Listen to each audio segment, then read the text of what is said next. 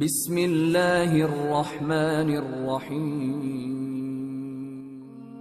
شروع اللہ کے نام سے جو بڑا مہربان اور نہایت رحم فرمانے والا ہے۔ حضرت ابن عباس رضی اللہ تعالیٰ عنہ سے روایت ہے کہ رسول کریم مکہ جانے کے لیے روانہ ہوئے۔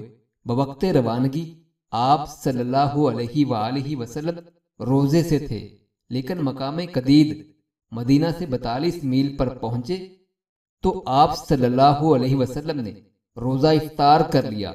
آپ صلی اللہ علیہ وسلم کے ساتھ لوگوں نے بھی افطار کر لیا۔ اسلام دین فطرت ہے، اس لیے عبادات میں کوئی جبر نہیں۔ جس وقت بھی کوئی عبادت قوت برداشت سے باہر ہو، نرمی کی تلقین ہے۔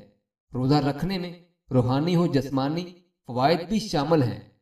اگر روزہ رکھنے سے جسمانی صحت خراب ہونے کا اندیشہ ہو تو اس صورت میں روزہ نہ رکھنا زیادہ مناسب ہے۔